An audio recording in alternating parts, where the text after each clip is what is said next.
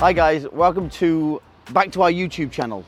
Thank you for subscribing, and for those who don't subscribe, please subscribe now, press the button. Now, for those who follow us on social media and have followed us throughout the 50 years we've been in business, you will know that we are we are the most diverse supercar dealership, I want to say, in the world. And today we've flown to Dusseldorf to show you why. Please check out the Brabus Shadow 900.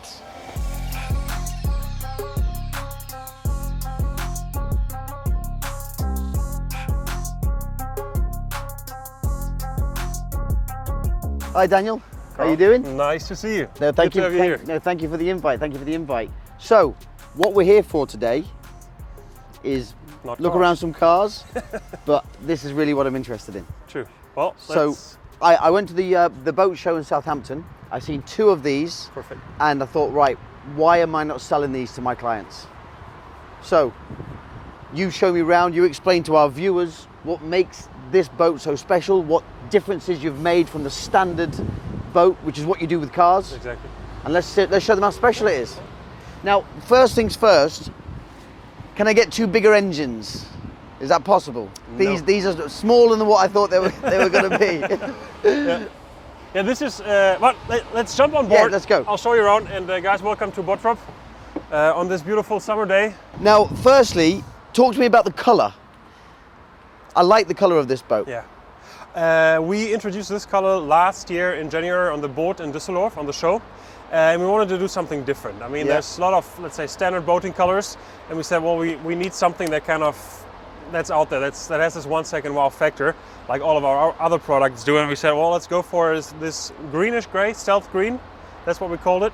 And with orange colored upholstery, sunrise in our terms. And I think it's just an awesome, cool, modern, adventurous color, but still gives you, let's say, a luxury appeal to the full boat with a matte carbon fiber especially. Well, you're going to show us why now you label your products, each individual product, a masterpiece. Yeah. Fire away. So, Daniel, I first stepped foot on one of these a few months ago at the Southampton Boat Show, where I was very lucky to be invited to, and seen a stand in the corner, and it was Brabus Marine, and I thought, what's going on there? So me and my wife walked onto the boat, and I thought, wow, these are incredible. What you've managed to do here is you've managed to take all the aspects out of your Brabus masterpiece cars, your G900s, the rockets, and you've managed to somehow keep the same soul and feel into a boat. Absolutely. And you know, I don't have a boat, and I'm not really lusted after having a boat. But when I seen this, I thought, God, you know, I want one of these. Perfect. These are great. It's exactly what you just said is what we did. We had a very car or automotive focused view on how we want to design a boat and how we want to choose materials and everything else. And I think if you look at the details of this boat, if it's the embroidered Brabus Double B here, the specific badges that we have on the boat, the colors, the choice of colors, it's a straight transfer from our Brabus 4x4 skirt that we have here in front. What you can do is you can actually buy the pair, and you can go away boating around Europe, and you will be the king of the coast. Exactly. You'll be the king of the coast. So, I also what is this boat based on? What is the standard boat? Before Brabus get hold of it and create it into the masterpiece that it is, what is the standard boat? Yeah. So this is based on our partnership with Axopar. So this is an Axopar 37 in its very rawest form. So the hull is Axopar 37, but very early in production. So after the basic parts are made, we separate into 2 individual production lines because we need roughly 3 times the time to manufacture Brabus Shadow product compared to standard Axopar. Yeah. So it's 2 production ways. And I think if we look a bit more into the details of this boat, you'll see why. Okay. Well, also as well, I seen a standard Axopar at the boat show because I wanted to compare myself. And although I know the company is an incredibly fast-growing company, they sell 1,000 boats a year, I wouldn't look twice. It wouldn't be for me. As soon as I seen the Brabus, I was like, well, how can you not buy a Brabus one? Well, happy to hear that. And then I thought to myself, all the Brabus cars that I sell, why am I not selling my Brabus customers these Brabus boats? So I want you to give our viewers here the tour around and show them how special you've made this boat from being quite a standardish hull to what it is. Absolutely. So this is a one cabin, is That's it? in the basic setup of the boat is it's a 37 footer, but we have different layouts. So we have the sun top, which you see here, a very open boat. You can still close it up for, let's say, winter use. This also opens. Absolutely. The roof fully opens. But you also have a cross cabin, which is a fully enclosed cabin with 2 big sliding doors. And then, of course, you have different options for the aft layout. So we here have the multi-storage, which gives you a huge compartment beneath this sunbed, where you can store your water gear, wakeboards, and so on. Yep. But you can also have a second aft cabin, or you can have a wet bar in terms of a small barbecue, a grill, and a big fridge. That's exactly what I think I'd be going for. Very good. Good choice. But let's start in the front cabin. Okay, after you. The front cabin, as you would expect, is fully in Brabus leather. Yep. So we've carried over the stitching pattern from the outside, which you've seen, which we've just looked in production at. Even the floor. Even the floor in leather floor mats into this boat. And we added it up with very thin red pipings, Brabus logos. This is relatively small, but the boat is only a 37 foot. Now you do go up to a 45 foot, I understand, which also has 1200 horsepower. Is that right? Might have. Might have. Depending on when this video is online. Okay. It might have 1200. Might have 1200. It might have 1XXX. But you guys will be, you guys will see at the boat Düsseldorf in January. What we're gonna come up with. And you know, this is what I call, this is the as far as your size range comes, this is the middle of the range. You do a bigger one, you also do a smaller one. Absolutely, yes. So this is, let's say, at the moment our biggest boat, being the 37. With the 45 coming, this of course will move down in the production or in product range. But this is, for me at the moment, the boat where we can show what we can do Brabus-wise the best, because the more space we have, the more interior space we have, the more we can cover parts in leather, carbon fiber, and so on. And the smaller boats get, of course, the more limited you are in what you can do. But this, for me, is a perfect example of what a Brabus interior should look like. When I'm on a boat, usually, I spend my time at the front or at the back. Now, we've been to the back. How do we get to the front? Do we have to go back through the way we come in, or is there another way? No, we have a very cool feature, which are our gull-wing doors, which we have on both sides of the boat. Wow, gull-wing doors, look at that. And there you go. And the additional cool thing to these doors is, what we try to do is we wanted to make this front area more usable. Yeah. And by opening both of these doors, you're in the inside, but you're still outside. part of the outside. So you can launch here, read a book, but still breathe the ocean air and have the, let's say, ocean surrounding. Well, I'm a sucker for a gull-wing door, that's a fact. Perfect. Let's go. Now, it isn't like walking out onto the French Riviera, but, you know... It's a bit cold, and I think it's starting to snow or rain. It's Dusseldorf in the middle of November, so what can we do? What can we do? Yes. So, and this is your chill-out area. Exactly. So what we try to have is a nice seating area for 2 people here in front, facing, let's say, forward, so you can enjoy the sun or driving here.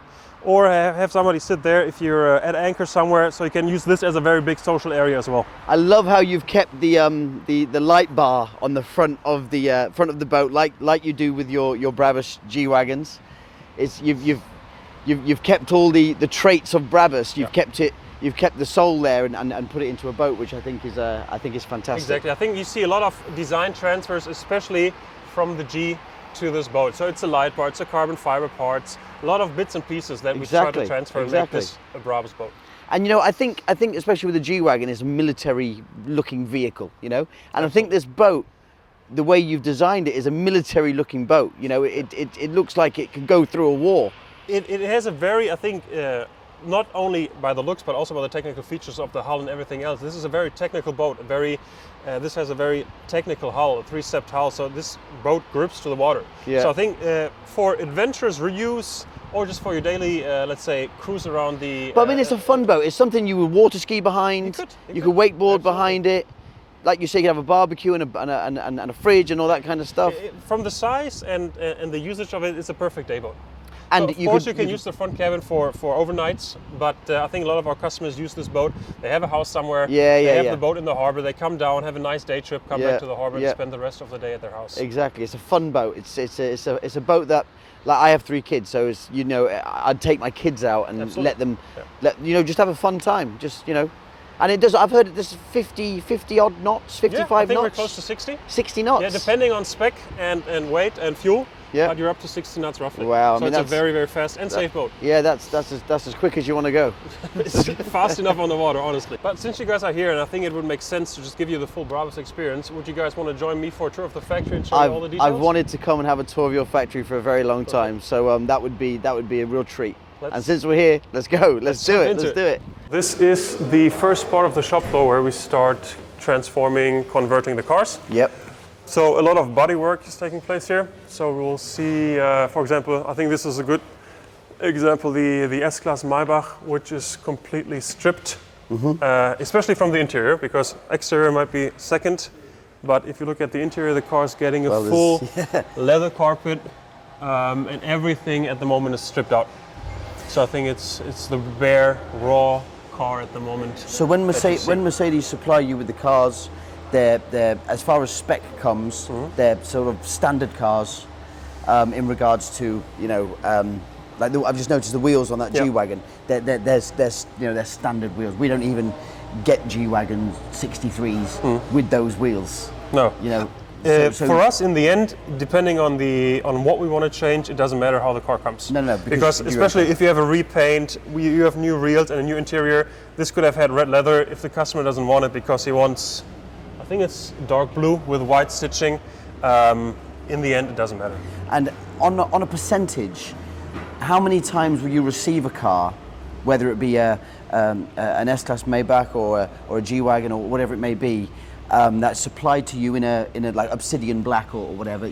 How many times would Brabus change the color to their own catalog of colors? Well, in the end, it's customer spec. So I think if you look at the shop floor, we do have a lot of black cars because it's kind of our main marketing color, but it's also something that the customer really likes. But in the end, if the customer wants a black, a blue, or a yellow car, we can paint it in any color. We can have paint match to, we've had cars that matched to, let's say, McLaren colors and so on and so on. So we're free when it comes to colors. And you do all the painting in-house here? Not in-house, but with a partner. Oh, okay. Yes. Okay.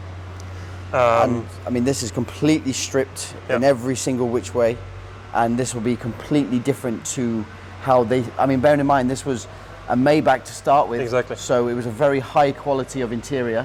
That's gone. It's gone. All ripped out, and we started from zero. And then you go again. Exactly. And tell me this also, the difference between an S-Class and a Maybach for the quality of the interior.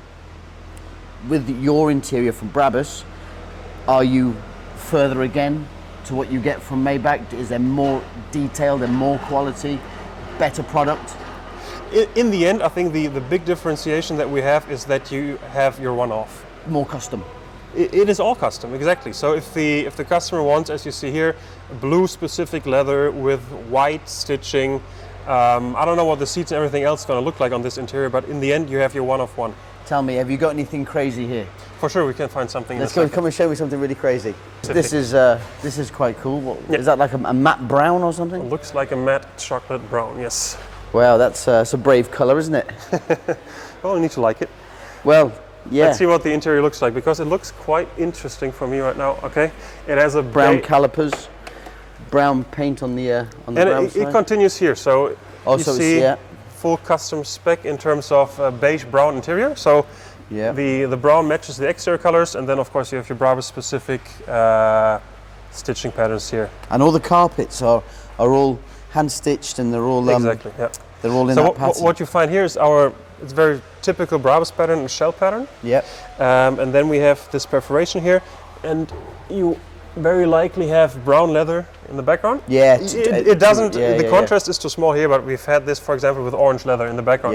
So it really pops nicely through the holes. Yes. Tell me, in euros, so I can work it out in pounds, what would be the cost of this car compared to a G63 AMG? Yeah, I think fully spec you can almost double the price. Double the price, exactly. Roughly, so if it's like if it is what you see here, and let's say if this would be a 900 engine, so it would be 4.5 liter displacement, you can easily double the price. Double the price, and then you can go further with how custom you want to go. Yeah, but with a double price, you're, I would say, almost fully custom when it comes to interior exterior. And then, of course, depending on what you want, if you want a wide star, yes or no. If you want the engine upgrade, yes or no. You can, of course, decrease pricing a bit step by step. Okay, so we're talking, £400,000 for a G900 fully custom interior, everything. Yeah. Exactly. Yes. Which is a very similar configuration to your pricing with the boats. Absolutely. So the full Brabus kitted out 900 boat is approximately double the price of what the standard version would be. It really is roughly. So this is just let's say storage in between, but you get a first glimpse of the colors that we have for different interiors. So from, let's say, monochrome, Tiffany blue, or orange, as you have here, or multicolor seats, which are kind of a mix. Oh, these are two-tone? Two-tone, yeah. Oh, so wow. White and reddish, with a very, let's say, thick leather in this. Yeah, I was about to say, the leather is a different texture, isn't it? Well, it's the choice of customers. So we have everything in between. But especially Konstantin, for example, really likes this leather because it has a very, let's say, natural structure. It looks harder wearing. It is. Yeah. It is, yeah. And considering we're not doing this on a Rolls Royce, we're doing it on probably, a car someone's going to use every day. Sure. It needs to be that harder wearing. Well, in the end, I think realistically speaking, most of the customers, this is not your first car, not your second car. This is car number 4, 5, or 6. So the spread when it comes to using your cars, let's say a typical Brabus car maybe gets something between 0 and a couple of thousand miles a year. So I think the wear on the seats is still realistic. Some of my clients who I sell the cars to, believe me, they put more miles on it. They use them. Yeah. And you've started branching out into other brands. Exactly, yes. So we started opening the Brabus brand to new, let's say, OEM brands. Because we've done Mercedes for roughly 40 years, and then we said, well, the typical customer who drives or who spends a lot of money on his G-Class and loves Brabus quality, wouldn't he like to have his Brabus quality on his Porsche Turbo or Rolls-Royce Ghost or anything else? Whatever else. So we said, yes, we're going to open it. We also started Range Rover now, which is a very nice You're going to shake up the Land Rover world. I think we need to, yes. But I think in the end, what goes hand in hand is Brabus quality and the standard that the Brabus customer wants to see with, let's say, any premium brand, and then hand-picked product. So for sure we wouldn't do a GT3 RS because it's not Brabus. That's race car, right? But you have to change the aerodynamics completely. And in the end, I think what defines a Brabus product is a lot of power, but a lot of comfort and luxury at the same time. And a GT3 RS is just, it's too much towards, let's say, racetrack and racing, which it suits perfect, let's say, that need of the customer. But I think this is why we chose the Turbo S for our Rocket R conversions, because it has more of a GT character to it. And I think suits, of course, the Brabus DNA a lot better. And this is our new production, which we just took over. This used to be our old warehouse, but it got way too small. So we opened a new warehouse and then got this production site here. So you see a lot of interesting cars, because you said Maybach, for example, funny interiors. I love these. These are probably one of my. Oh wow! Look at that. But this is a nice combo because it's very decent from the outside. But then if you look at the inside, you have a very specific. So you got the 24 inch. Yes, 335s. Is that a monoblock alloy? Is that monoblock M, yes. Monoblock. With the Tiffany blue inside. Wow, that looks amazing. My wife would love that. It looks cool. I think, especially because it's nothing that screams out, "Here am I," or "Here am I," but it has a very decent exterior, all black and black, and then this pop. Well, it's completely dechromed. Exactly. It's such a surprise when you open the door, because when you close that door, I cannot see what color that interior is whatsoever. I mean, you see it there, of course, but you could tint the front windows completely as well. Dechrome, no chrome around the wing mirrors, no chrome on the thing. You open it up, and it's like, wow, look at that. Exactly. And this is obviously an ordered car that someone has ordered and will take delivery in the next few weeks or something. So all cars you see here, despite maybe a few marketing cars, which is a handful at max, are end customer cars. Yeah. And I find as well, when a client takes that jump and pays the extra for a Brabus, it's very hard for them to come back and not continue that journey with Brabus onto their next car. That's what I find. No, absolutely. As soon as I supply someone with a G63, a Brabus, a G700, because we've done probably more G700s than any. They can't go back to a G. They can't go back to a G-Wagon after that. Yeah, because I think once you've experienced and understood the possibilities of really having your own car, your own interior, I think it's so much more than that you can get from the standard OEM shelf. What is that over there? That's is that a rocket or a? That is, let's say, one of the last G-Class rockets that we will deliver. And are you sold out of those now? Yeah. They're all gone? Yeah, we made 25. You made 25. Wow. And this, oh no, see? Ah, wow, look at this. This is the first one of these I've seen. What do you call this? It's P900. So a P9, like a pickup 900. What we introduced first with the flatbed was the XLP. So XL because it has the portal axis. And P for pickup. Yeah. And now we've kind of scrapped the portal axis, have lowered the car. Yeah. And only so it's the P was left in the name. So it's. So you've obviously extended the wheelbase. Yeah. So what we do is we take a standard G. Yeah. Cut it, pretty much right here. Yeah. And have also the frame extended of the car. And then add the flatbed or the pickup bed in the back. Wow. And have, let's say, very unique and specific. Absolutely, completely unnecessary in every single way. Yep, that makes it so sexy. It's the coolest thing in the world. True. Is it open, do you think? Yeah, I think it should be. Oh wow, look at that. Look at this. Wow. Also a quite neat feature, which kind of you don't notice until you know, is we kind of extended the door bands. So the back doors open 90 degrees for easier. Because normally they would be there, wouldn't they? Exactly, yeah. So small things, but I think what really pops on this car is the interior again. So this orange. And how many of these have you made? I think, don't count me in on this, but I think you need to put soft closed doors on a G-Wagon. That's true. I think we are limited by production by year. Okay. So I think things will change when the G-Class facelift comes. Yeah, which is soon, I think, is it? Exactly, yeah. But I think we've made 15 of the P900 rockets. 15? Yes. So this is a 900 brake horsepower. Yeah, 4.5 liter pickup based on the G-Class, yes. Okay. Yeah. And what's the price? Euros? I think it's 600-ish. Excluding VAT? Excluding VAT, yeah. Wow. Wow. No, it's a very cool car for sure. Yeah. Also with the aero discs, I think it's on the rocket products, on the G-Class rocket product, it was standard, but you would see the standard mono Z wheel beneath it. But I think especially this aero disc kind of gives it a more spectacular appearance and kind of more differentiation towards the standard Gs. This is your Porsche. Exactly. It's your Porsche department. This is called the Rocket R. Yeah. And you've taken the Rocket R to what brake horsepower will it be? 900. 900 brake horsepower. Exactly. Yeah. And have you extended the size of the engine to do that? No. It got new turbos, new intercoolers, new exhaust, new ECU mapping, of course.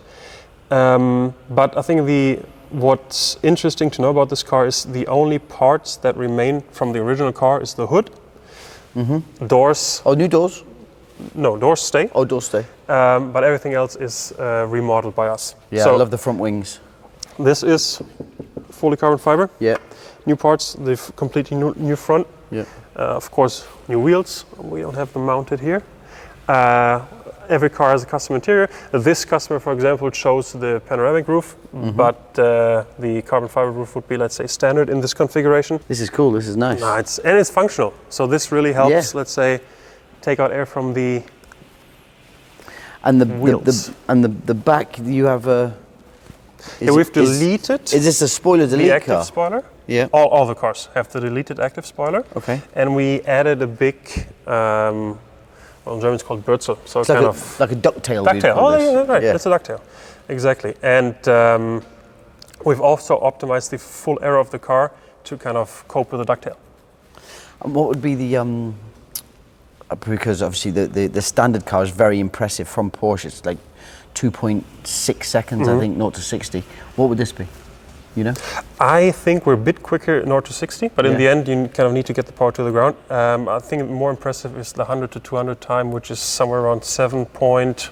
Is this kilometers or miles per hour we're talking? Kilometers an hour. Kilometers, from 100 kilometers an hour to 200 kilometers an hour? Yeah. It's 7.4 seconds or something like this, so very quickly. This is the upholstery department. This is where we produce our Brabus masterpieces. Okay.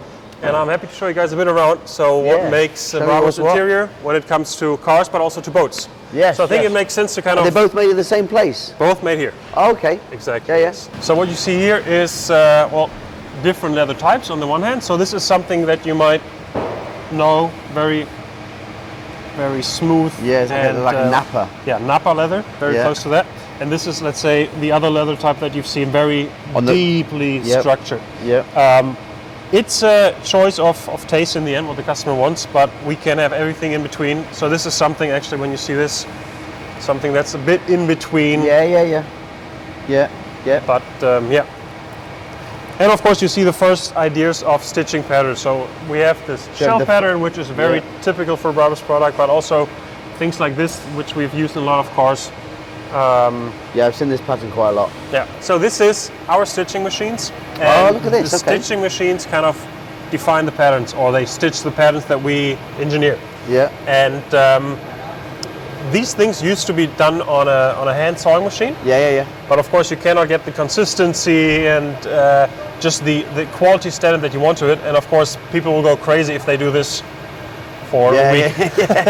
So of course the machine is very thankful when it comes to that. It just works day and night. We can run multiple shifts here just to get out those stitching patterns. And what we do is, you see the size of the pattern.